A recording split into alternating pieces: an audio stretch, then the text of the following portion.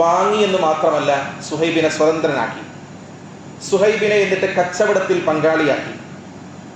അദ്ദേഹം നല്ല കഴിവുള്ള, കച്ചവടത്തിൽ നല്ല സ്കിൽഡായ ഒരു മനുഷ്യനാണെന്ന് തിരിച്ചറിഞ്ഞപ്പോൾ അത് അദ്ദേഹത്തിൻ്റെയും കച്ചവടത്തിന് വലിയ സഹായമായി എന്നൊക്കെ ചരിത്രത്തിൽ കാണാം.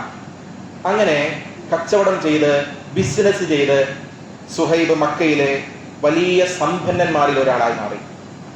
ആ ഒരു ഘട്ടത്തിലാണ് റസൂലുള്ളാഹി സ്വല്ലല്ലാഹു അലൈഹി വസല്ലമക്ക് വഹി ഇറങ്ങുന്നത്. മുഹമ്മദ് എന്ന് പറയുന്ന അന്ന് ആ നാട്ടിൽ അൽ അമീനായി അറിയപ്പെട്ടിരുന്ന പ്രവാചകന് വഹി ഇറങ്ങുന്നു. വഹിയിൻ്റെ ആയത്തുകൾ പല ആളുകളിലേക്ക് പ്രചരിക്കുന്നുണ്ട്. ആ സമയത്ത് സുഹൈബ് ഈ ആയത്തുകൾ കേൾക്കുന്നു. ഇദ്ദേഹത്തിൻ്റെ മനസ്സിലേക്ക് ആ ഘട്ടത്തിൽ ഓർമ്മ വന്നത് റോമിലായിരുന്ന സമയത്ത്, റോമിൽ ജീവിച്ചിരുന്ന സമയത്ത് ബൈബിളിൽ കേട്ടിരുന്ന അതേ സന്ദേശങ്ങളെ പോലെ ഖുർആനിലെ ആയത്തുകൾ അദ്ദേഹത്തിന് തോന്നുന്നു. അദ്ദേഹം അതിനെക്കുറിച്ച് പഠിക്കുന്നു, പ്രവാചകന്റെ അടുത്തേക്ക് ചെല്ലുന്നു, ഇസ്ലാം സ്വീകരിക്കുന്നു. നമുക്കറിയാം, മക്കയിൽ പ്രവാചകൻ സല്ലല്ലാഹു അലൈഹി വസല്ലമയിൽ ആദ്യമായി ഇസ്ലാം സ്വീകരിച്ച ആളുകൾക്ക് കൊടിയ പീഡനങ്ങളാണ് ഏൽക്കേണ്ടി വന്നിട്ടുള്ളത്. അവർ നന്നായി പ്രയാസങ്ങൾ സഹിച്ചിട്ടുണ്ട്, ഒരുപാട് സഹിച്ചിട്ടുണ്ട്. ഒരുപാട് സഹിച്ചതിന് ശേഷമാണ് പ്രവാചകന് മദീനയിലേക്ക് പോകാനുള്ള, തൻ്റെ അനുയായികളെ പറഞ്ഞയക്കുവാനുള്ള അള്ളാഹുവിൻ്റെ അനുമതി ലഭിക്കുന്നത്. മക്കയിൽ നിന്ന് തൻ്റെ സമ്പത്ത് എല്ലാം എടുത്തുകൊണ്ടാണ് അദ്ദേഹം പോകുന്നത്. ഈ ഘട്ടത്തിലാണ് ശത്രുക്കളായ ആളുകൾ അദ്ദേഹത്തെ തടഞ്ഞു വെക്കുന്നത്. എന്നിട്ട് സുഹൈബിനോട് പറഞ്ഞു, സുഹൈബ്, നീ മക്കയിലേക്ക് വന്നത് ഒരു സമ്പത്തുമില്ലാതെയാണ്, കയ്യിലൊന്നുമില്ലാതെയാണ് മക്കയിലേക്ക് നീ വന്നത്. ഇവിടെ വെച്ചാണ് നീ കച്ചവടം പഠിച്ചത്, ഇവിടുന്നാണ് നീ ഇത്രയും സമ്പന്നനായത്. എന്നിട്ട് ആ സമ്പത്തെല്ലാം കൊണ്ട് നീ മദീനയിലേക്ക് സ്വന്തം രക്ഷപ്പെടാമെന്നാണോ വിചാരിക്കുന്നത്? ഒരിക്കലും നിനക്ക് മദീനയിലേക്ക് പോകാനേ കഴിയില്ല എന്ന് ശത്രുക്കൾ പറഞ്ഞു. ഇത് കേട്ടപ്പോൾ സുഹൈബ് റൂമി അവരോട് ചോദിച്ചു, എൻ്റെ സമ്പത്ത് മുഴുവൻ ഞാൻ നിങ്ങളുടെ കാൽ കീഴിൽ വെച്ചാൽ എന്നെ നിങ്ങൾ സ്വന്തം പോകാൻ അനുവദിക്കുമോ എന്ന് ചോദിച്ചു. അവർ പറഞ്ഞു, അതിനെന്താ, നിനക്ക് സ്വന്തം വേണമെങ്കിൽ എല്ലാം ഉപേക്ഷിച്ചുകൊണ്ട് മദീനയിലേക്ക് പോകാം. ഒരു കൂസലുമില്ലാതെ ഇക്കാലം അത്രയും അധ്വാനിച്ച് സമ്പത്ത് മുഴുവൻ മക്കയിൽ ഉപേക്ഷിച്ച് സുഹൈബ് റൂമി മദീനയിലേക്ക് നടന്നു. റസൂലുള്ളാഹി സ്വല്ലല്ലാഹു അലൈഹി വസല്ലം മദീനയിലെത്തിയ സുഹൈബ് റൂമിയെ കണ്ടിട്ട് പറഞ്ഞ വാചകം ഹദീസിൽ കാണാം, റബ്ബിഹൽ ബൈഉ അബാ യഹ്യ, റബ്ബിഅൽ ബൈഉ അബാ യഹ്യ, ഓ അബൂ യഹ്യ, താങ്കളുടെ കച്ചവടം ഏറ്റവും ലാഭകരമാക്കിയിരിക്കുന്നു. നിങ്ങൾ ഒരുപാട് ബിസിനസ് ചെയ്തിട്ടുണ്ട്, എന്നാൽ ഇന്നലെ നിങ്ങൾ നടത്തിയ കച്ചവടമുണ്ടല്ലോ, അതാണ് ഏറ്റവും ലാഭമുള്ള കച്ചവടമെന്ന് റസൂലുള്ളാഹി സ്വല്ലല്ലാഹു അലൈഹി വസല്ലം സുഹൈബ് റൂമിയോട് പറഞ്ഞു. ഈ ത്യാഗത്തെക്കുറിച്ചാണ്. ഇങ്ങനെ ഒരു സുഹൈബ് റൂമിയാണെങ്കിൽ ഇങ്ങനെ ഒരുപാട് ആളുകൾ അധ്വാനിച്ച് സമ്പത്ത് മുഴുവൻ ഉപേക്ഷിച്ചുകൊണ്ടാണ് മദീനയിലേക്ക് വന്നത്. ഖുർആനിലെ അൽ ബഖറയിലെ 207-ാമത്തെ ആയത്തിൽ ഇങ്ങനെ ജീവിതം മുഴുവൻ ദീനിന് വേണ്ടി ത്യജിച്ച ആളുകളെ കുറിച്ച് ഖുർആൻ പറയുന്നുണ്ട്. വമിനൻ നാസി, മനുഷ്യരിൽ ചില ആളുകളുണ്ട്, മയ്യശ്രീ നഫ്സഹു ബിത്തിഗാഅ മർളാത്തില്ലാ, അള്ളാഹുവിന്റെ പ്രീതി തേടിക്കൊണ്ട് സ്വന്തം ജീവനെ തന്നെ വിലക്ക് വാങ്ങുന്ന ചില ആളുകളുണ്ട്. വല്ലാഹു റഊഫും ബിൽ ഇബാദ് എന്ന് ഖുർആൻ അവരെ പുകഴ്ത്തിക്കൊണ്ട് പറഞ്ഞിട്ടുണ്ട്. ഇത് ഒരു സുഹൈബ് റൂമിയുടെ മാത്രം ചരിത്രമല്ല.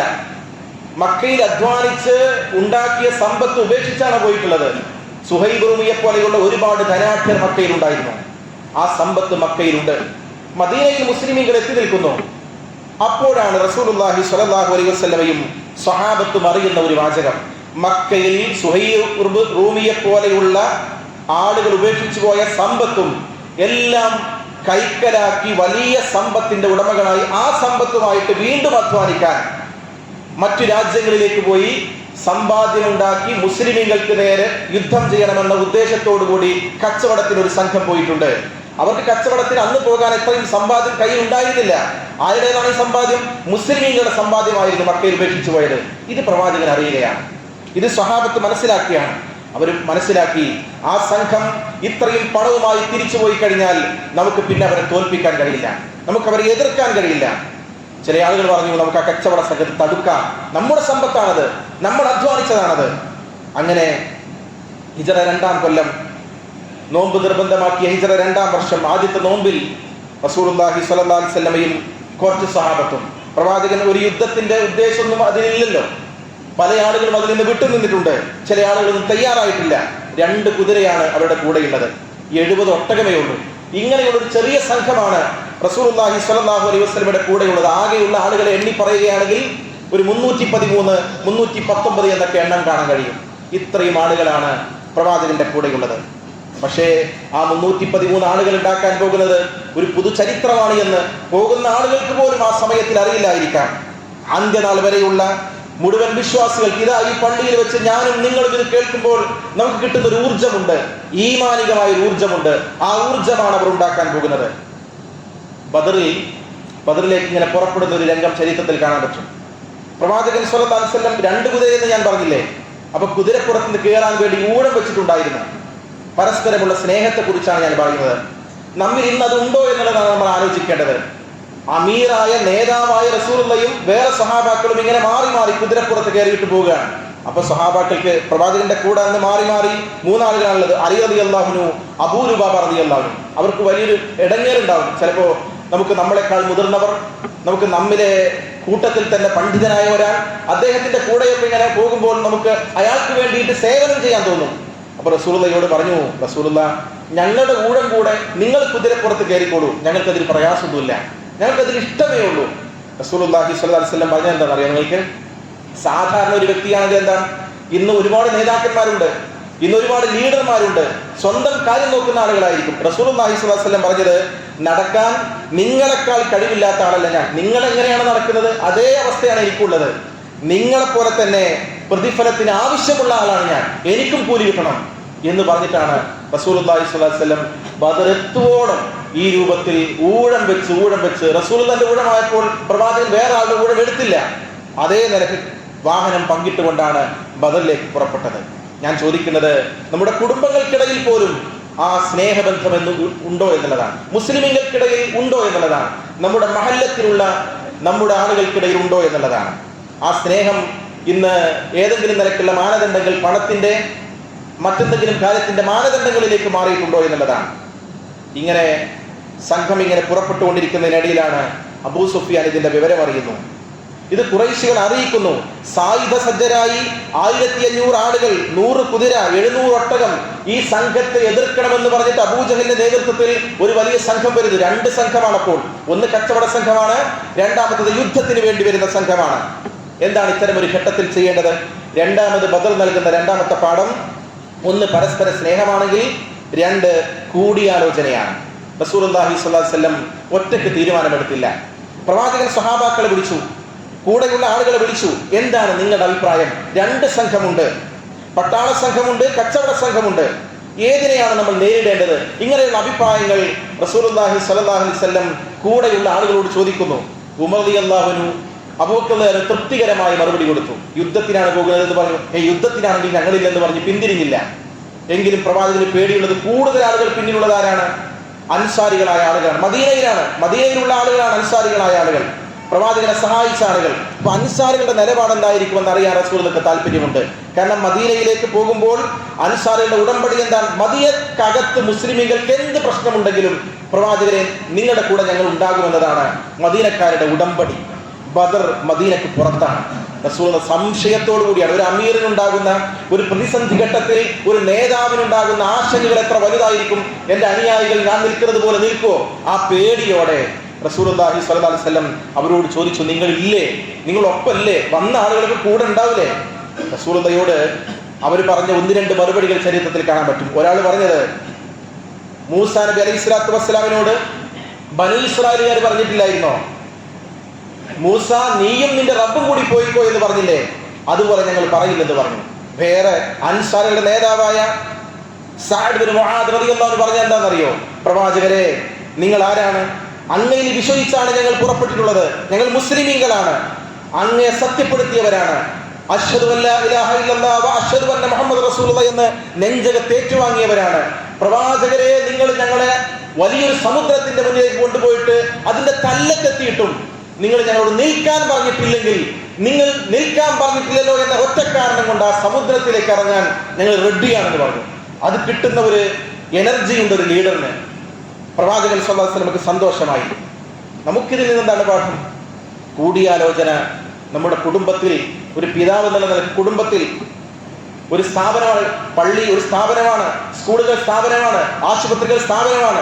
ഇത്തരം സ്ഥാപനങ്ങളിലൊക്കെ ഒരുപക്ഷെ പ്രവർത്തിക്കുന്ന ആളുകളായിരിക്കും നമ്മളൊക്കെ. കുടുംബത്തിൽ അവിടെയൊക്കെ മക്കളോട്, കൂട്ടുകുടുംബാദികളോട്, കൂടെ പ്രവർത്തിക്കുന്നവരോട്, നമ്മുടെ കൂട്ടുകാരായ ആളുകളോട് ഇവരോടൊക്കെ കൂടിയാലോചന വേണമെന്നാണ്.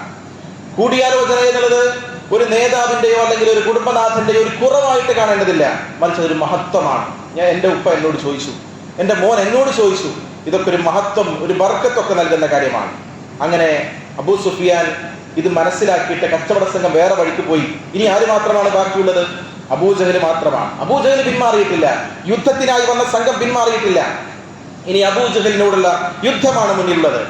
ബദറിൽ ഇങ്ങനെ തമ്പടിക്കുന്ന സമയത്ത് കിണറ്റിന്റെ ഭാഗത്ത് നിന്ന് ശത്രുക്കളായ രണ്ടാളുകളെ കണ്ടു. അവരോട് ചോദിച്ചു, ശത്രു സൈന്യം എങ്ങനെയുണ്ട്? ശത്രു സൈന്യത്തിന്റെ വലുപ്പത്തെ കുറിച്ച് അവർ പറഞ്ഞു കൊടുത്തു. റസൂലുള്ളാഹിക്ക് മനസ്സിലായി. പ്രവാചകൻ സ്വല്ലല്ലാഹു അലൈഹി വസല്ലം അവിടുന്ന് അങ്ങോട്ട് മൂന്നാമത്തെ ബദർ നൽകുന്ന പാഠം ഇതാണ്: നമ്മുടെ ജീവിതത്തിൽ നമുക്ക് നേടാൻ കഴിയില്ല, നമുക്ക് വിജയിക്കാൻ കഴിയില്ല, നമുക്ക് പരാജയം ഉണ്ടാകും, നമ്മൾ പരീക്ഷണത്തിലാണെന്ന് പറയുമ്പോൾ പ്രാർത്ഥിക്കുക, പ്രാർത്ഥന എല്ലാത്തിനും പരിഹാരമാണ് എന്നാണ് ബദർ നൽകുന്ന മൂന്നാമത്തെ പാഠം. റസൂലുള്ളാഹി സ്വല്ലല്ലാഹു അലൈഹി വസല്ലം പിടക്കുന്ന ഹൃദയവുമായി വിതുമ്പി വിതുമ്പി പ്രവാചകൻ പ്രാർത്ഥിച്ചു, അല്ലാഹുമ്മ അൻജിസ്ലി മാ വഅദ്തനി, അല്ലാഹുവേ നീ ഞങ്ങളോട് വാഗ്ദാനം ചെയ്തത് നീ ഞങ്ങൾക്ക് നിറവേറ്റി തരണമേ. അല്ലാഹുമ്മ ആതി മാ വഅദ്തനി, നീ ഞങ്ങളോട് വാഗ്ദാനം ചെയ്തത് ഞങ്ങൾക്ക് നീ നൽകണമേ. അല്ലാഹുമ്മ ഇൻ തുഹ്ലിക് ഹാദിഹിൽ ഇസ്വാബ മിൻ അഹ്ലിൽ ഇസ്ലാം ലാ തുഅബദു ഫിൽ അർദ്, അല്ലാഹുവേ ഈ കൊച്ചു സംഘത്തെ എങ്ങാനും പരാജയപ്പെടുത്തി കഴിഞ്ഞാൽ നിന്നെ ആരാധിക്കുന്ന ആളുകൾ ഇന്ന് ഭൂമിയിൽ അവശേഷിക്കില്ല, അങ്ങനെയുള്ള സ്ഥിതിവിശേഷം ഉണ്ടാകുമെന്ന് പറഞ്ഞ് പ്രവാചകൻ സ്വല്ലല്ലാഹു അലൈഹി വസല്ലം കൈകൾ ആകാശത്തേക്ക് ഉയർത്തി പ്രാർത്ഥിക്കുന്നത് ചരിത്രത്തിൽ കാണാൻ പറ്റും. പ്രവാചകന്റെ മേൽമുണ്ട് താഴേക്ക് വീണു. അത്രയും എത്ര നേരം വേണം അങ്ങനെ ഉയർത്തി പ്രാർത്ഥിക്കാൻ? റസൂലുള്ളാഹി സ്വല്ലല്ലാഹു അലൈഹി വസല്ലം ഇങ്ങനെ പ്രാർത്ഥിക്കുന്നത് കണ്ടപ്പോ അബൂബക്കർ സിദ്ദീഖ് റളിയല്ലാഹു അൻഹു നബി സ്വല്ലല്ലാഹു അലൈഹി വസല്ലമയുടെ പിന്നിൽ വന്നിട്ട് കെട്ടിപ്പിടിച്ച് പറഞ്ഞു, യാ നബി അല്ലാഹ്, അല്ലാഹുവിന്റെ റസൂലേ, കദാക മുനാശദതുക റബ്ബക ഫഇന്നഹു സയൻജിസു ലക മാ വഅദക. അല്ലാഹുവിന്റെ റസൂലേ, അങ്ങയുടെ റബ്ബിനോട് ചോദിച്ചത് മതി, അവൻ അങ്ങേക്ക് നൽകിയ വാഗ്ദാനം നിങ്ങൾക്ക് നൽകാതിരിക്കില്ല, ഇനി മതി പ്രാർത്ഥിച്ചത് എന്ന് കരഞ്ഞുകൊണ്ട് അബൂബക്കർ സിദ്ദീഖ് റളിയല്ലാഹു അൻഹു പ്രവാചകനോട് പറയുന്നുണ്ട്. വാഗ്ദാനം കിട്ടി, ഇതിനു ശേഷമാണ് അള്ളാന്റെ വാഗ്ദാനം, നിങ്ങൾ അള്ളാഹു വിജയിപ്പിക്കുമെന്നുള്ള വാഗ്ദാനം. ആ വാഗ്ദാനം കിട്ടിയതിനു ശേഷമാണ് റസൂലുള്ളാഹി സ്വല്ലല്ലാഹു അലൈഹി വസല്ലം ഇത്രയും കരഞ്ഞു പ്രാർത്ഥിക്കുന്നത്, നിങ്ങളെ വിജയിപ്പിക്കുമെന്ന് പറഞ്ഞിട്ട്. നമ്മുടെ മനസ്സിൽ ഇത് വരുമ്പോൾ ഉണ്ടാകേണ്ടത്, നമ്മൾ ആവശ്യക്കാരനാകുമ്പോൾ മാത്രമല്ല പ്രാർത്ഥിക്കേണ്ടത്, നമുക്കൊരു ആവശ്യം നിറവേറ്റാൻ വേണ്ടിയിട്ട് മാത്രമല്ല പ്രാർത്ഥിക്കേണ്ടത്. എല്ലാം ഓക്കെയാണ്, മക്കളുണ്ട്, നല്ല കുടുംബമാണ്, നല്ല ജോലിയുണ്ട്, നല്ല സമ്പത്തുണ്ട്, ഇതൊക്കെ ഇങ്ങനെ റെഡിയായി നിൽക്കുമ്പോൾ പടച്ചവരോട് കൈവക്കാൻ കഴിയണം, പടച്ചവരോട് പ്രാർത്ഥിക്കാൻ കഴിയണം, കണ്ണ് നനഞ്ഞുകൊണ്ട് പ്രാർത്ഥിക്കാൻ കഴിയണം. അതാണ് റസൂൽ. വാഗ്ദാനം വിജയിക്കുമെന്ന വാഗ്ദാനം ഉണ്ടായിട്ടും റസൂലുള്ളാഹി സ്വല്ലല്ലാഹു അലൈഹി വസല്ലം പ്രാർത്ഥിച്ചു. നോക്കൂ നിങ്ങൾ, യുദ്ധത്തിന്റെ തൊട്ടുമുമ്പുള്ള രാത്രി പോലും പ്രവാചകൻ നിസ്കാരത്തിലായിരുന്നു, പ്രവാചകൻ പ്രാർത്ഥനയായിരുന്നു. അള്ളാഹുവിന്റെ സഹായം ഇങ്ങനെ ഇറങ്ങാണ്. ഇത് യുഗശീകുമുൻ നുആസ അമനതൻ മിൻഹു വയുനസ്സിലു അലൈക്കും മിനസ് സമാഇ മാഅൻ ലിയുതഹിറകും ബിഹി വയുദ്ഹിബ അൻകും റിജ്ദ ശൈത്താൻ വലിയർബിത അലാ ഖുലൂബികും വയുസബ്ബിത ബിഹി. ആയത്ത് ഇങ്ങനെ വിശദീകരിക്കണം. എന്തൊക്കെയാണ് അതിൽ പറയുന്നത്? രാത്രിയിൽ ഒരു ഉറങ്ങാതെ നിൽക്കുന്ന ശത്രുക്കളാണ്. അന്ന് തലേ ദിവസം രാത്രിയിൽ ശത്രുക്കൾക്ക് ഒരു ചെറിയ ഉറക്കം, ഒരു മയക്കം ബാധിച്ചുവെന്ന് ഖുർആൻ പറഞ്ഞു. അന്ന് മഴയുണ്ടായി, ശത്രുപാളയം മുഴുവൻ ചളിയായി മാറി. മൂന്നാമത്തത് അവർക്ക് മനക്കരുത്തുണ്ടായി എന്നാണ്. ഇത് മൂന്നും എന്ന് പറഞ്ഞാൽ ചെറിയ സംഘമാണ് എന്നുള്ളൊരു പേടി ഉള്ളിൽ ഉണ്ടായി കഴിഞ്ഞാൽ എന്തായിരിക്കും അവസ്ഥ? ഇത് മൂന്നും ആ പ്രാർത്ഥനയുടെ ഫലമായി കിട്ടിയ സാധനങ്ങളാണ്. ഇത് മൂന്നും ശത്രുക്കളൊന്നും മയങ്ങി എന്ന് പറഞ്ഞാൽ അത്രയും പെരുപ്പമുള്ള ശത്രുക്കൾക്ക് അവരുടെ ശക്തി ക്ഷയിച്ചു എന്ന് നമുക്ക് തോന്നാണ് ഉള്ളിലെ. ഒരു മഴ വന്ന് അവിടെ ആകെ പ്രയാസമായിട്ടുണ്ട് എന്നുള്ള ബോധ്യം വരികയാണ്. അവർക്ക് മനസ്സിന് കരുത്ത് കിട്ടി. ഇതൊക്കെ പ്രാർത്ഥനയുടെ ശക്തിയാണ്. നമ്മുടെ മുന്നിലും പ്രതിസന്ധികൾ ഇങ്ങനെ വരും. മൂന്നിരട്ടിയാണ് ശത്രു സൈന്യം ഉണ്ടായതെങ്കിൽ ഇതുപോലെ നമുക്ക് തള്ളിയാൽ നീങ്ങാത്ത പ്രയാസങ്ങൾ, പരീക്ഷണങ്ങൾ, രോഗമായി മറ്റു ബുദ്ധിമുട്ടുകളായി നമ്മുടെ മുന്നിൽ വരും.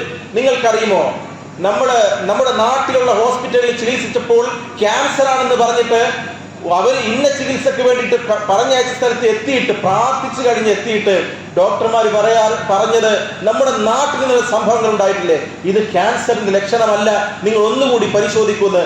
അത് കേട്ട് സമാധാനത്തോടെ ആദ്യം പരിശോധിച്ച ഡോക്ടറിന്റെ അടുത്തേക്ക് വന്നിട്ട് പറഞ്ഞത് ഇതൊരു മിറാക്കിളായിരിക്കുമെന്നാണ്, സാധ്യതയില്ലെന്നാണ്.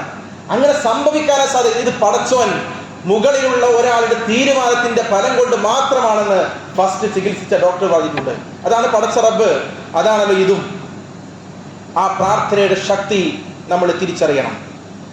അള്ളാഹുവിന്റെ സഹായം വരുന്ന രൂപം നമ്മൾ തിരിച്ചറിയണം. രാവിലെയായി, പ്രഭാതമായി, റസൂലുള്ളാഹി സ്വല്ലല്ലാഹു അലൈഹി വസല്ലം യുദ്ധമാണ്, യുദ്ധം നടക്കുന്ന രാവിലെ പ്രവാചകൻ സ്വല്ലല്ലാഹു അലൈഹി വസല്ലം അനുയായികളെ ഇങ്ങനെ സൈന്യം ഇങ്ങനെ നിർത്തുകയാണ്, അണിയണിയായി പട്ടാളക്കാരെ നിർത്തുകയാണ്. ആ പട്ടാളക്കാരുടെ കൂട്ടത്തിൽ ചെറിയ ചെറിയ കുട്ടികളുണ്ട്, ചെറിയ ഉമ്മാനോട് ഉപ്പാനോട് വാശി പിടിച്ചു വന്ന യുദ്ധക്കളത്തിലേക്ക് വന്ന കുട്ടികളുണ്ട്. പ്രവാചകനെ വടി കൊണ്ടിങ്ങനെ ശരിയാക്കാണ് ഓരോരുത്തരെ. വടി കൊണ്ടിങ്ങനെ വരിങ്ങനെ നിൽക്കുമ്പോൾ നമ്മൾ സ്വഫ് കെട്ടാറില്ലേ, സ്വഫ് കെട്ടുന്നവരൊക്കെ ഒരാൾ മുന്നിലേക്ക് വന്ന പ്രവാചകൻ ഒന്നിങ്ങനെ ജസ്റ്റ് ഒന്നിങ്ങനെ വാറിന്റെ ഭാഗത്ത് ഇങ്ങനെ തള്ളിയിട്ട് അവരുടെ കയ്യിൽ വടി ഉണ്ടാവും, ആ വടി കൊണ്ട് ഇങ്ങനെ തള്ളി. അങ്ങനെ തള്ളിയത് സവാദ് ബിൻ ഗസിയ എന്ന് പറയുന്ന സ്വഹാബിയാണ്. അദ്ദേഹത്തിനെ തള്ളിയപ്പോ എല്ലാവരും ഇങ്ങനെ പ്രവാചകൻ പറയുന്നത് അനുസരിച്ച് നിൽക്കുകയാണ്. ഇസ്തവിയ സവാദ്, സവാദ് നേരെ നിൽക്കുന്നു പറഞ്ഞ് പ്രവാചകൻ വയറ്റത്തൊരു തള്ളു കൊടുത്തു. അദ്ദേഹത്തിന് വലിയ ബഹളം ഉണ്ടാക്കാൻ തുടങ്ങി. റസൂലുള്ളാഹ്, നിങ്ങൾ എന്നെ വേദനിപ്പിച്ചിരിക്കുന്നു, നിങ്ങൾ എന്നെ വേദനിപ്പിച്ചിരിക്കുന്നു, എന്റെ ശരീരത്തിൽ തൊട്ടിരിക്കുന്നു, എനിക്ക് പ്രതികാരം ചെയ്യണമെന്ന് പറഞ്ഞു. കൂടി നിൽക്കുന്ന ആളുകൾക്ക് അത്ഭുതമായി. ഒരു പ്രതിസന്ധി ഘട്ടത്തിൽ, ഒരു യുദ്ധമുഖത്ത് നിൽക്കുമ്പോൾ പ്രവാചകന്റെ വടി കൊണ്ടൊന്ന് പോറിയതിന്റെ പേരിൽ എന്തിനാണ് ഇയാൾ ഇങ്ങനെ ദേഷ്യപ്പെടുന്നത്? ആളുകൾക്ക് സവാദിനോട് ദേഷ്യമായി. എന്തിനാണ് സവാദ് അദബുകേട് കാണിക്കുന്നത്? റസൂലുള്ളാഹി സ്വല്ലല്ലാഹു അലൈഹി വസല്ലം പക്ഷേ തന്റെ കുപ്പായം ഇങ്ങനെ അഴിച്ച് സവാദിനോട് പറഞ്ഞു, സവാദെ പ്രതികരിച്ചോളൂ, പ്രതികാരം ചെയ്തോളൂ, നിനക്ക് വേണ്ടത് ചെയ്യാമെന്ന് പറഞ്ഞു. ആളുകൾ സ്തബ്ധരായി നിൽക്കുകയാണ്. എന്താണ് ഇയാൾ ചെയ്യാൻ പോകുന്നത്? സവാദ് പ്രവാചകന്റെ അടുത്തേക്ക് വന്ന് പ്രവാചകനെ ഇങ്ങനെ മാറോട് ചേർത്ത് പിടിച്ച് കെട്ടിപ്പിടിച്ചു. എന്നിട്ട് റസൂലുള്ളാഹി സ്വല്ലല്ലാഹു അലൈഹി വസല്ലമയോട് പറഞ്ഞു, പ്രവാചകരെ, നമ്മൾ പോകുന്നത് ശത്രുക്കളാണ്, മുന്നിൽ യുദ്ധമാണ് തുടങ്ങാൻ പോകുന്നത്, ഒരുപക്ഷെ ഞാൻ ഷഹീദാകാം, അതാണ് എന്റെ കൊതി, ഞാൻ അതാണ് പ്രതീക്ഷിക്കുന്നത്. അപ്പൊ അവസാനമായി പ്രവാചകൻ സ്വല്ലല്ലാഹു അലൈഹി വസല്ലമയുമായിട്ടുള്ള എന്റെ ബന്ധം, നമ്മുടെ ശരീരം ഇങ്ങനെ ചേർന്ന് നിൽക്കുന്നതാകണമെന്ന് ഞാൻ ആഗ്രഹിച്ചു പോയി എന്ന് റസൂലുള്ളാഹി സ്വല്ലല്ലാഹു അലൈഹി വസല്ലമയോട് സവാദ് പറയുന്നുണ്ട്. യുദ്ധം തുടങ്ങുകയാണ്. ഖുറൈശികള് തുടക്കത്തിൽ തന്നെ മുസ്ലിമീങ്ങളെ പ്രലോഭിപ്പിക്കുകയാണ്. മുസ്ലിമീങ്ങളെ ദന്തയുദ്ധത്തിന് വേണ്ടി ക്ഷണിച്ചു. ദന്തയുദ്ധത്തിന് ശത്രുക്കൾ ആരെയാണ് ഇറക്കിയത്? അവിടെ ഉത്ബത്തിനെ, ഷൈബത്തിനെ, വലീദിനെ, ഈ മൂന്നാളുകളെ പോർക്കളത്തിലേക്ക് ഇറക്കിയിട്ട് ആരുണ്ട് ധൈര്യശാലികളായ ആളുകളെന്ന് ഈ കൊച്ചു സംഘത്തോട് ചോദിക്കുകയാണ്. അപ്പോ അൻസാരികളിൽപ്പെട്ട മദീനത്തുള്ള ആളുകൾ മുന്നിലേക്ക് വന്നു. മദീനക്കാർ മുന്നിലേക്ക് വന്നു. ശത്രുക്കളാരാണ്? മക്കക്കാരായ ആളുകളാണ്. അപ്പൊ മദീനക്കാരായ ആളുകളെ കണ്ടപ്പോൾ അവർ പറഞ്ഞു, ഇവരെയല്ല ഞങ്ങൾക്ക് വേണ്ടത്, മുഹമ്മദ് ഞങ്ങളുടെ കൂട്ടത്തിൽപ്പെട്ട മക്കക്കാരായ ഞങ്ങൾക്ക് തോളോട് തോള് ചേർന്ന് യുദ്ധം ചെയ്യാൻ പറ്റിയ തരക്കാരെ വിടൂ എന്ന് റസൂലുള്ളാഹിയോട് വെല്ലുവിളിച്ച് കുറച്ചിൽ കാണിച്ചുകൊണ്ട് അവരോട് പറഞ്ഞു. റസൂലുള്ളാഹി നോക്കൂ, നിങ്ങളൊരു ലീഡറിനുണ്ടാകുന്ന മാനസികാവസ്ഥ. പ്രവാചകൻ എണീറ്റിട്ട് തന്റെ സൈന്യത്തിലേക്ക് നോക്കി. പ്രവാചകൻ പറഞ്ഞു, ഖും യാ ഉബൈദ, ഖും യാ ഹംസ, ഖും യാ അലി. മൂന്നാളുകളെ എണീക്കാൻ പറഞ്ഞു. ഉബൈദത്ത് ഇബ്നുൽ ഹാരിഥ എഴുന്നേറ്റു, ഹംസ റളിയല്ലാഹു അൻഹു എഴുന്നേറ്റു, അലി റളിയല്ലാഹു അൻഹു എഴുന്നേറ്റു. ഗന്ധയുദ്ധം തുടങ്ങി. ഹംസ റളിയല്ലാഹു അൻഹു ഷൈബയെ വകവരുത്തി, അലി റളിയല്ലാഹു അൻഹു വലീദിനെയും വകവരുത്തി. ഉബൈദ പ്രായമുള്ള വ്യക്തിയായിരുന്നു, അദ്ദേഹത്തിന് ആദ്യ വെട്ടുകൊണ്ടു. അലിയും ഹംസ റളിയല്ലാഹു അൻഹു സഹായത്തിനായിട്ട് എത്തി. ആ നിലക്ക് പ്രവാചകൻ സ്വല്ലല്ലാഹു അലൈഹി വസല്ലം ഇതിങ്ങനെ നടന്നുകൊണ്ടിരിക്കുന്നതിനിടയിൽ റസൂലുള്ളാഹി പറഞ്ഞു, ഖൂമൂ ഇലൽ ജന്ന അർദുഹ അസ്സമാവാതു വൽ അർദ്, ഖൂമൂ ഇലൽ ജന്ന അർദുഹ അസ്സമാവാതു വൽ അർദ്, ആകാശഭൂമികളോളം വിശാലമായ സ്വർഗത്തിലേക്ക് മുന്നിടൂ എന്ന് പിന്നിൽ നിൽക്കുന്ന ആളുകളോട് റസൂലുള്ളാഹി സ്വല്ലല്ലാഹു അലൈഹി വസല്ലം പറഞ്ഞു.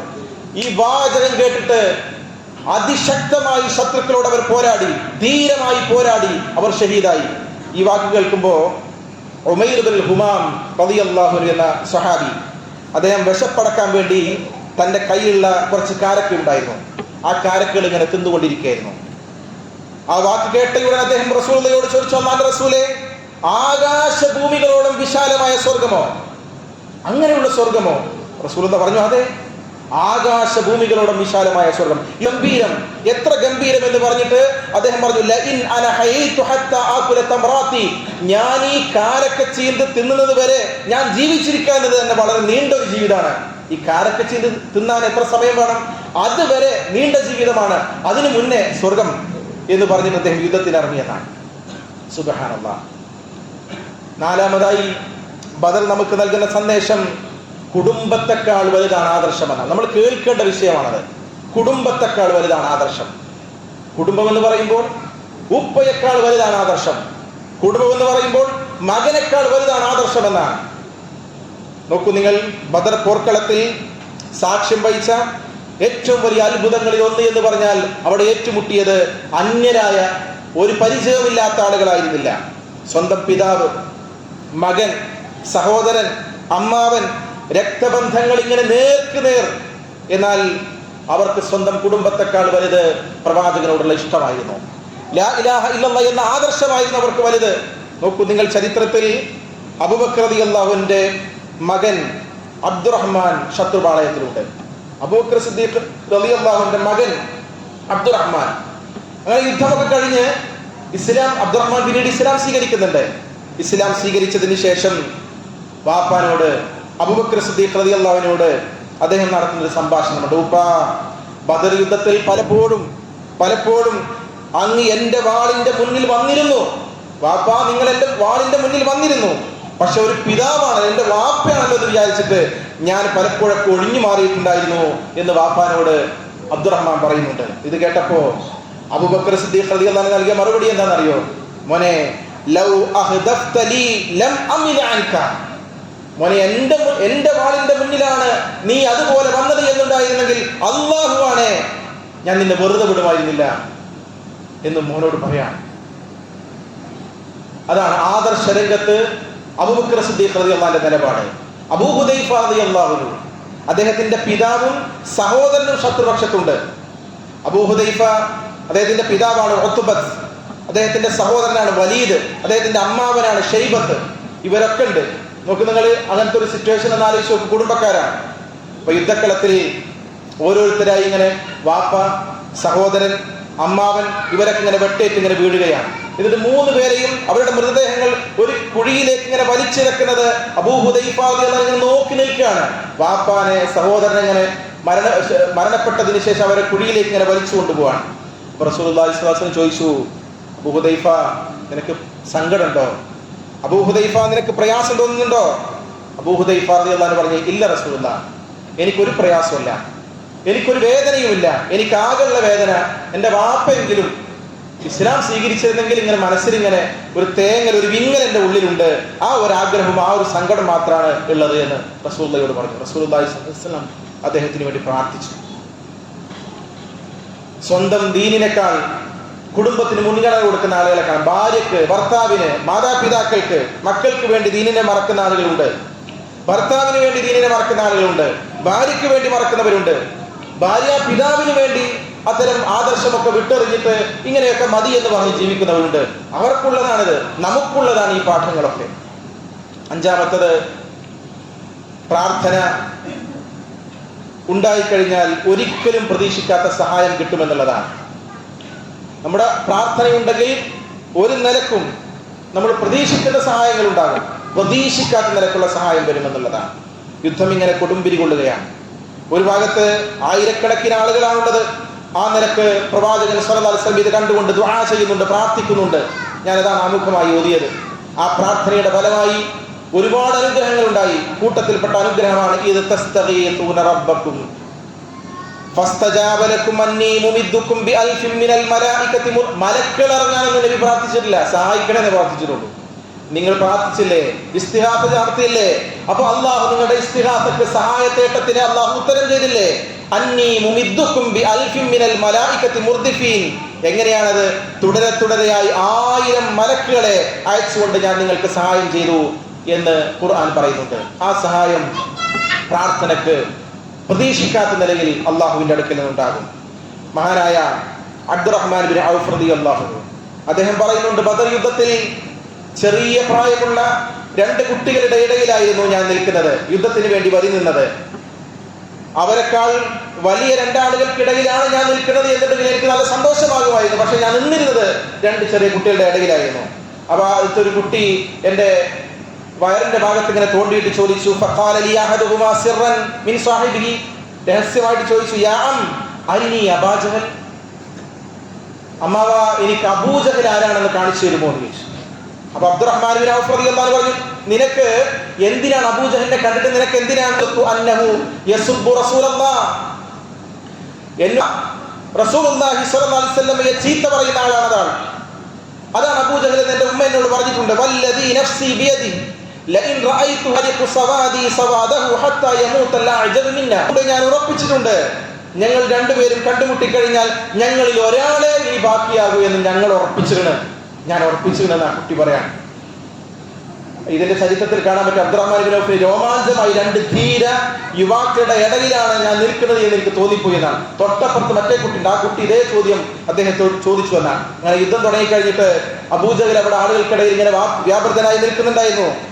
അവർ ചോദിച്ചപ്പോ ഞാൻ പറഞ്ഞു കൊടുത്തു അതാണ് അബൂജഹൽ എന്ന് പറഞ്ഞപ്പോൾ രണ്ടുപേരും കൂടെ ചേർന്ന് അബൂജഹലിനെ വകവരുത്തി എന്നാണ് ചരിത്രത്തിൽ കാണാൻ പറ്റുന്നത്. ബോധ്യതയാണ്. എന്ത് ശത്രുതയാണ് ആ കുട്ടിക്ക് അബൂജഹലിനോടുള്ളത്. എന്റെ റസൂലിനോടുള്ള അടങ്ങാത്ത സ്നേഹത്തിന്റെ ആദർശത്തിനുള്ള ബോധ്യതയാണ് ആ കുട്ടികൾ മുന്നോട്ട് വെച്ചത്. യുദ്ധം അവസാനിക്കാണ്. മുസ്ലിമീങ്ങൾക്ക് ഏകപക്ഷീയമായ വിജയമുണ്ടായി. ലാ ഇലാഹ ഇല്ലല്ലാഹ്ക്കാണ് വിജയമുണ്ടായത്. എന്തിനു വേണ്ടിയാണ് യുദ്ധമുണ്ടായത്? ഇപ്പുറത്ത് റസൂലുള്ളാഹി സ്വല്ലല്ലാഹു അലൈഹി വസല്ലം അല്ലാഹുവിനോട് പ്രാർത്ഥിക്കുമ്പോൾ അപ്പുറത്ത് അബൂജഹൽ പ്രാർത്ഥിച്ചത്, കഅബയുടെ കില്ല പിടിച്ചുകൊണ്ട് പ്രാർത്ഥിച്ചത് ചരിത്രത്തിൽ കാണാൻ പറ്റും. അല്ലാഹുമ്മ, അല്ലാഹുവേ എന്ന് വിളിച്ചുകൊണ്ടാണ് അവർ പ്രാർത്ഥിച്ചത്. അല്ലാഹുവേ എന്ന് വിളിച്ചുകൊണ്ട് അബൂജഹൽ പ്രാർത്ഥിക്കുന്നു, അല്ലാഹുവേ എന്ന് വിളിച്ചുകൊണ്ട് റസൂലുള്ളാഹിയും പ്രാർത്ഥിക്കുന്നു. എങ്കിൽ പിന്നെ എന്തിനാണ് ഈ പോരാട്ടം ഉണ്ടായത്? ലാ ഇലാഹ ഇല്ലല്ലാഹ് എന്ന് പറയുമ്പോൾ എന്തിനാണ് ഈ പോരാട്ടം? അവർ അല്ലാഹുവിനോട് വിളിച്ചപ്പോൾ തന്നെ അവർ ഇബ്രാഹിം നബിയോട് വിളിച്ചു. അവർ അല്ലാഹുവിനെ വിളിച്ചപ്പോൾ തന്നെ അവർ ലാത്തയെ ഉസ്സയെ മനാത്തയെ വിളിച്ചു. എന്നിട്ട് അവർ പറഞ്ഞു, ഞങ്ങൾ വിളിക്കുന്നത് അവർ പ്രാർത്ഥന കേൾക്കുമെന്നോ അവർ നേരിട്ട് ഉത്തരം ചെയ്യുമെന്നോ വിചാരിച്ചിട്ടല്ല, ഞങ്ങൾ അവർക്ക് ഇടയിൽ വസീലയാക്കുകയാണ്, ഞങ്ങൾ തവസ്സുലാക്കുകയാണ്. അവർക്കിടെ അള്ളാഹുവിനിടയിലുള്ള ഇടയാളനാണ്. ദൈവമാരാണ്? അള്ളാഹു തന്നെയാണ്. എന്നാൽ അള്ളാഹുവിലേക്ക് എത്താനുള്ള ഇടയാളന്മാരായി ലാത്തയെ ഉസ്സയെ മനാത്തയെ ഇബ്രാഹിം നബിയെ കണ്ടവരാണ് അവർ. അതാണ് വ്യത്യാസം. അവരോട് ചോദിക്കുന്നുണ്ട് ഖുർആൻ ഇങ്ങനെ ഒരാവർത്തി ഓതി തുടങ്ങിയവരല്ലേ നമ്മൾ. ചില സ്ഥലങ്ങളിൽ കാണാം മക്കാ മുശ്രിക്കുകളുടെ വിശ്വാസത്തെ കുറിച്ച്. ആരാണ് മഴ വർഷിപ്പിക്കുന്നത് എന്ന് ചോദിച്ചാൽ ലയഖൂലുന്നല്ലാഹ്, അവർ പറയും അല്ലാഹുവാണ് എന്ന്. കടലിലെത്തി കപ്പലിങ്ങനെ കാറ്റിലും കോളിലും പെട്ട് ആടി ഉലയുന്നത് കണ്ടാൽ മുഖ്ലിസൂന ലഹുദ്ദീൻ, അല്ലാഹുവിനോട് ഇഖ്ലാസോടുകൂടി പ്രാർത്ഥിക്കുന്ന ആളുകളായിരുന്നു അവർ. കപ്പലിന് രക്ഷപ്പെട്ടാൽ പറയും ഇബ്രാഹിം നബിയുടെ ബർക്കത്ത് കൊണ്ടാണ്. ഞാനിത് പറയുന്നത് നിങ്ങളുടെ മനസ്സിലേക്ക് ചില കണക്ഷൻ വരാനാണ്. ഇന്നുമുണ്ട് ചില ആളുകൾ, ബദരീങ്ങളായ ആളുകൾ, ലാ ഇലാഹ ഇല്ലല്ലാഹ്ക്ക് വേണ്ടി ദുആ ചെയ്ത് ലാ ഇലാഹ ഇല്ലല്ലാഹ്ക്ക് വേണ്ടി പ്രവർത്തിച്ച ബദരീങ്ങൾ, അള്ളാഹുവിനെ മാത്രം വിളിച്ചു പ്രാർത്ഥിക്കണമെന്ന വിശ്വാസം വിജയിക്കാൻ വേണ്ടി പ്രവർത്തിച്ച ബദരീങ്ങൾ. ബദരീങ്ങൾ എന്ന് പറഞ്ഞാൽ ഈ 313 ആളുകളും ബദരീങ്ങളാണ്. ബദറിൽ പങ്കെടുത്ത മുഴുവൻ ആളുകളും ബദരീങ്ങളാണ്. ആ ബദരീങ്ങൾ അവരോട് പ്രാർത്ഥിക്കുന്ന ആളുകളുണ്ട്, അവരോട് സഹായം തേടുന്നവരുണ്ട്, അവരോട് പ്രാർത്ഥന വഴിപാടുകൾ നടത്തുന്ന ആളുകളുണ്ട്. ബദരീങ്ങളെ സ്നേഹിക്കണ്ടേ? സ്നേഹിക്കണം. ബദരീങ്ങളെ ആദരിക്കണ്ടേ? ആദരിക്കണം. എങ്ങനെയാണ് സ്നേഹിക്കേണ്ടത്? അവർ ഉയർത്തിപ്പിടിച്ച ലാ ഇലാഹ ഇല്ലല്ലാഹ് മുറുകെ പിടിക്കുക എന്നതാണ് അവരോടുള്ള സ്നേഹം എന്ന് പറഞ്ഞാൽ. ആണ്ട് കഴിക്കുന്നത് സ്നേഹമല്ല. ബദർ ദിനത്തിന് ഇന്ന് റമദാൻ 16, ബദർ ദിനത്തിന് പ്രത്യേകമായി ആണ്ട് കഴിക്കുക, ഭക്ഷണം വിതരണം ചെയ്യുക, അവരോട് പ്രാർത്ഥിക്കണം. ബദരീങ്ങളെ എന്റെ മുറാദുകൾ ഹാസിലാക്കണേ എന്ന് പ്രാർത്ഥിക്കുകയാണ്. സുബ്ഹാനല്ലാഹ്. ഒരു അന്തമുള്ള ബുദ്ധിയുള്ള ലെവലേശം കാര്യങ്ങളെ കുറിച്ച് ബോധ്യമുള്ള ഒരാൾക്ക് ചിന്തിച്ചാൽ മനസ്സിലാകില്ലേ, ബദരീങ്ങൾ യുദ്ധം ചെയ്ത ലാ ഇലാഹ ഇല്ലല്ലാഹ്ക്ക് വേണ്ടിയിട്ടാണ്. എന്നിട്ട് ആ ബദരീങ്ങളോട് നമ്മൾ സഹായം തേടുക എന്ന് പറഞ്ഞാൽ ഇതിനേക്കാൾ അബദ്ധജടിലമായ മറ്റെന്ത് കാര്യമാണുള്ളത്? ബദർ മൗലീദിലെ കാര്യങ്ങൾ ഇങ്ങനെ വായിച്ചു നോക്കൊണ്ട് നിങ്ങൾ എന്തൊക്കെയാണ് അതിൽ പറയുന്നത്? എന്റെ അസുഖം മാറണേ എന്നാണ് പ്രാർത്ഥിക്കുന്നത്. ചരിത്രത്തിലേക്ക് പോയി കഴിഞ്ഞാൽ റസൂലുള്ളാഹി സ്വല്ലല്ലാഹു അലൈഹി വസല്ലം ഒരിക്കലെങ്കിലും, അന്ന് വലിയ പ്രവാചകനാണ് ഇബ്രാഹിം നബി അലൈഹിസ്സലാത്തു വസ്സലാം, ഇബ്രാഹിം നബിയോടാണ് ശബ്ദത്തിൽ പ്രാർത്ഥിച്ചുകൊണ്ടിരിക്കുന്നത്. പ്രവാചകൻ പ്രാർത്ഥിക്കാമായിരുന്നില്ലേ? പ്രവാചകന് സഹായം തേടാമായിരുന്നില്ലേ? ബദറിൽ വെച്ചിട്ട് ഇബ്രാഹിം നബിയുടെ ഹക്ക് ബർക്കത്ത് കൊണ്ട് റബ്ബേ എന്നെ സഹായിക്കണേ എന്ന് പ്രവാചകൻ പ്രാർത്ഥിച്ചോ? ഇല്ലല്ലോ. പിന്നെ എങ്ങനെയാണ് നമുക്കൊരു മാതൃക രംഗത്ത് ഉണ്ടാക്കാൻ കഴിയുക? റസൂലുള്ളാഹി സ്വല്ലല്ലാഹു അലൈഹി വസല്ലം തൗഹീദിന് വേണ്ടി നിലകൊണ്ടു എന്നുള്ള കാരണം മനസ്സിലാക്കുകയും ആ തൗഹീദാണ് ബദർ എന്ന് തിരിച്ചറിയുകയും അത് നമ്മുടെ നാട്ടിൽ നിന്ന് നടക്കുന്ന ബിദ്അത്തായ ഈ ശിർക്കിലേക്ക് പോയിക്കൊണ്ടിരിക്കുന്ന ഇത്തരം പ്രവർത്തനങ്ങളെ കുറിച്ച് ബോധവാന്മാരാവുകയും ആളുകളെ സമുദ്ധരിക്കുകയും ചെയ്യേണ്ടത് നമ്മുടെ ഉത്തരവാദിത്തമാണ്. അല്ലാഹു നമ്മെ അനുഗ്രഹിക്കുമാറാവട്ടെ. അഖൂലു ഖൗലി ഹാദാ അസ്തഗ്ഫിറുല്ലാഹ ലി വലക്കും ഫസ്തഗ്ഫിറൂ ഇന്നഹു ഹുവൽ ഗഫൂറുർ റഹീം.